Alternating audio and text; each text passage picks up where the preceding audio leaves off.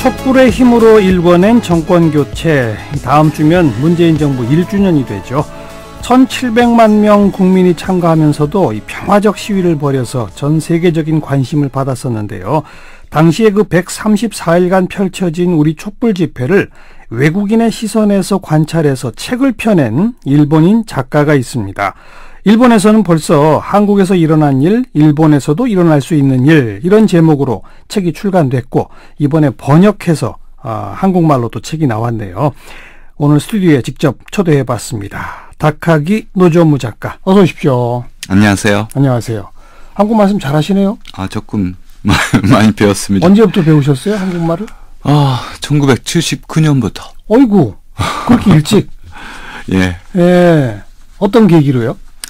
그래서 제가 원래 아시아 쪽에 좀 관심이 있는 편이라서 처음에는 중국어를 배웠었는데 그 다음에 바로 그 79년이라고 하면 그 박정희 대통령 암살된 해. 그렇죠. 그 다음 해는 관저 그 운동이 일어났고요. 예. 그런 와중에서 아무래도 그 한국에 대해서 제가 관심을 많이 갖게 되었죠. 물론 그 전에도 어떤 책을 통해서 한국에 관심은 있었지만요. 네. 그러면 한국에 와서 살면서 한국어를 배우셨어요? 어떻게? 아니죠. 예, 일본에서요. 일본에서 그냥 공부하셨어요? 예. 근데 그 당시 제가 공부를 시작했을 때는 별로 공부할 만한 장소가 없어서 좀 고생을 했습니다. 네. 그리고 이제 수시로 한국을 왔다 갔다 하신 겁니까? 제가 한국 왔다 갔다 하게 된 것은 80년대 들어가면서 아무래도 제가 관심이 있다 보니까 가서 관광도 하고 싶고 또 한국 문화에도 특별히 관심이 있어서 뭐 문화 공연 같은 것도 보고 싶었고요. 네. 대표적인 지한파, 친한파이시군요. 그렇게 할 수 있는지 모르겠습니다. 1987년 6월 항쟁 당시에도 한국에 계셨다고 들었습니다. 네, 맞습니다. 그때는 또 네, 그러니까 제가 그냥 우연히. 네, 그렇죠. 그러니까 86년 말에 연말에 제가 어학연 수차 여기 왔었어요. 네. 그래서 처음에는 고려대학교에서 공부했고요. 예. 6개월 후에는 이제 연세대학교로 옮겼습니다. 바로 그 연세대학교. 네, 바로 그 시기에. 그럼 그 이한열 열사 연결식 뭐 그런 데도 참여하셨어요? 그렇죠. 그때 현장은 다 보셨군요. 네네네. 그리고 이번 2016년 촛불 집회도 현장에서 보셨고. 예, 맞습니다. 그건 또 어떻게 보시게 됐습니까? 그러니까 이것도 제가 예상해서 온 것은 아니고요. 이걸 다 예상해서 오셨다면 거의 쪽집 계획을 넘어 심의 수준인데. 예. 그러니까 2016년 7월 말에 제가 아무래도 그동안 몇 권 한국에 대한 책을 썼는데 이제 앞으로 다시 책을 쓰게 된다면 역시 한국에 와서 생활을 하면서 뭐 자료 수집도 할 수 있고 한국 사람한테 얼마든지 이야기를 들을 수도 있고 그럼 환교에서 책을 쓰고 싶어서 그래서 16년 그 여름에 여기 왔습니다. 아예 그냥 그때부터 지금 쭉 한국에 살고 계신 거예요? 네, 계속 그때부터는. 그러시군요. 네. 야, 공교롭게도 87년 그 직전에 한국에 와서 그 현장을 보셨고 촛불 그 바로 직전에 또 오셔서 현장을 보셨고 대단한 인연입니다. 그러니까 진짜 개인적으로도 어떻게 이런 신기한 인연이 있을지 제가 평생 아무래도 앞으로도 한국하고 연관되면서 살아갈 수밖에 없는 사람입니다. 자, 일본인의 시선에서 본 87년 서울과 2016년 촛불 서울의 모습에 어떤 차이가 있던가요? 네, 이것은 뭐 그 한국 분들 다 잘 아시다시피 87년 당시에는 군사 정권이었기 때문에 뭐 거리에 나가서 데모를 한다는 것 자체가 굉장히 위험한 일이었고요. 최루탄 터지고. 그렇죠. 그러니까 그 6월 10일 날 그때 국민대회를 열었을 때 그 전에도 계속 그 학생들의 데모 시위 같은 것은 있었기 때문에 제가 그런 고려대학교나 연세대학교 그런 뭐 첨본산 같은 데서 계속 공부를 했으니까 매일 그 다닐 때마다 그 델타 연기가 자욱하고요.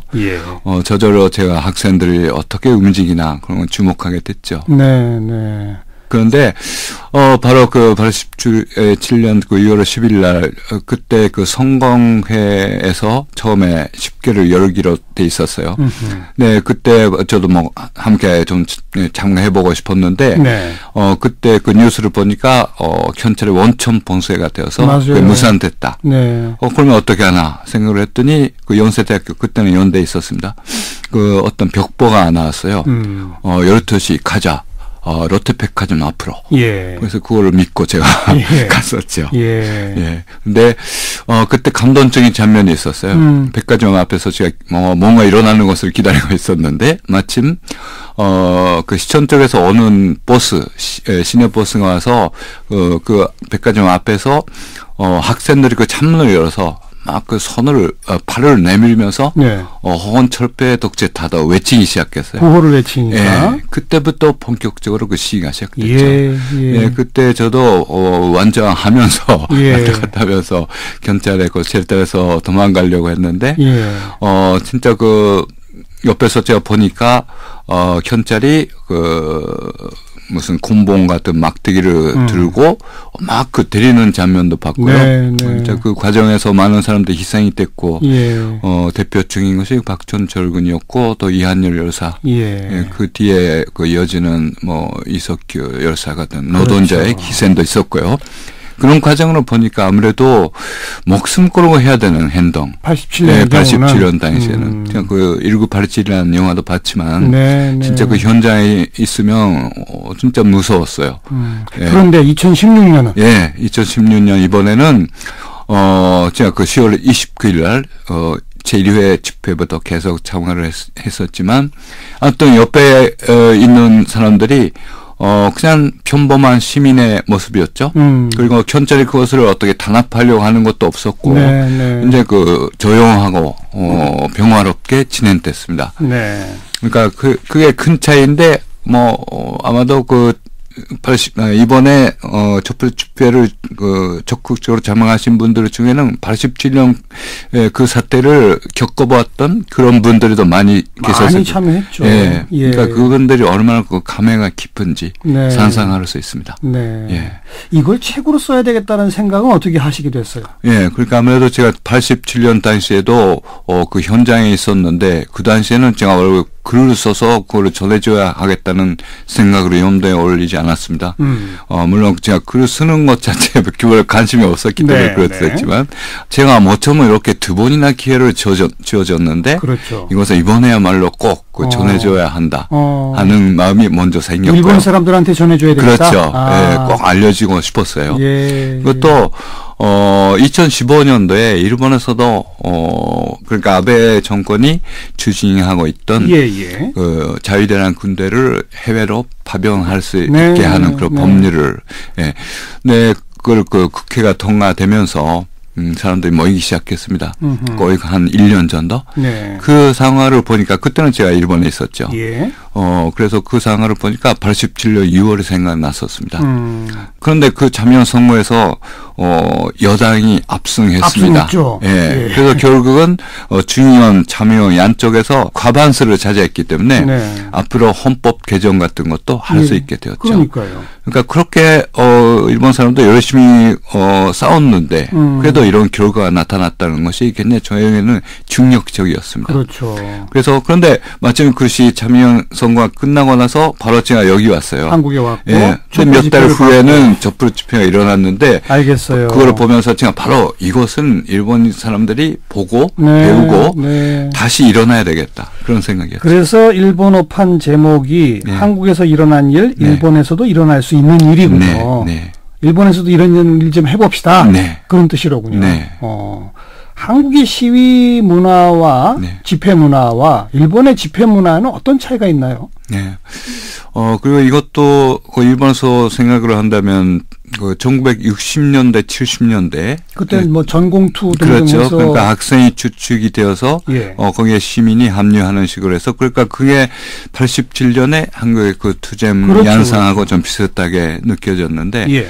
근데 그 이후에 갑자기 그에 수그러들어서 점점 그 분열을 떼고 그 급진화되고 뭐 대중 운동하고는 전혀 거리가 먼 그런 운동이 돼버려서 네. 그 이후에 거의 그 가도에 나가서 행동하는 그런 모습을 보기가 어려워졌습니다. 일본 전체가? 예, 일본 전체가요. 예. 근데 아무래도 그 60, 70년대에 그런 투쟁을 지나서 뭐 시민운동 단체 같은 것이 많이 생겼죠. 네. 그러니까 어떤 광화문 광장 같은 곳에 모여서 다 함께 뭘 하는 행동이 아니라 각 그 주제별로 또 지역마다 그런 운동이 확산됐습니다. 예, 그래서 데모 문화라는 것도 그런 좀 극한된 규모가 작고요. 작은 규모로 또 특정한 주제를 중심으로. 그렇죠. 그러니까 모습은 겉으로 보기를 아주 다양하게. 그런데 한국은 아무래도 이번 촛불 집회를 보니까 뭐 100만 명, 230만 최대 그런 규모의 집회에서 보이는 모습하고는 완전히 다르죠. 그러니까 정치적으로 모두가 하나가 돼서 결집하는 그런 게 일본에는 없었군요. 그렇죠. 그동안에는. 그러니까 뭐 노조가 주도하는 집회 같은 것은 어느 정도 있었고 그런 집회 안에서는 뭐 그래도 나름대로 여러 가지 재미있게 지내려고 했던 뭐 그런 것들은 이것이 있었지만 아무래도 다양하고 또 지속적으로 이번에 촛불 집회 그 모습을 보니까 현재 일본하고 양상이 다르다. 그렇군요. 근데 지금 최근 일본에서도 아베 정권 퇴진을 요구하는 정치적 슬로건을 전면에 내건 시위들이 있다면서요. 그렇죠. 그런데 그게 한국처럼 그렇게 대규모화되지는 못하는군요. 한국하고 비교를 하면 대규모가 아니지만 그래도 일본의 군내에서 볼 때는 굉장히 많이 그래도 모인 편이죠. 요즘 어느 정도 모인답니까, 일본에? 지난 4월 14일, 그때 국회 앞에 모인 인원수가 3만 명? 3만 명? 그럼 그건 일본 기준에서 볼 때는 대단한 거. 굉장히 많이. 그것도 광화문 광장 같은 경우에는 굉장히 도시의 중심부에 있고요. 교통편도 좋고 그렇지만 국회 앞이라는 것은 굉장히 불편합니다. 일본 가기가 어려워요. 그래요? 그리고 관장이 없죠. 그러니까 거기에는 길만 도로만 있는 곳이 있기 때문에 모일 만한 장소도 그렇고. 그러니까 제한도 많이 돼 있고요. 그리고 일본 오랫동안 남북으로 3,000km나 뻗어 있기 때문에 그렇죠. 모두가 거기에 집중해서 모인다는 것 자체가 굉장히 어려운 상황이죠. 뭐 그래도 2015년에 전쟁 법안에 반대하는 시위 때부터는 젊은 층에서 적극적으로 참가하게 됐고, 그리고 젊은 층은 아무래도 전체적인 구호를 외치는 것도 그렇지만, 젊은 사람들의 문화라는 게 있어서, 예를 들어서 랩을 부르면서 분자적인 내용을 담아서 그런 것도 점점 보이기 시작됐네요.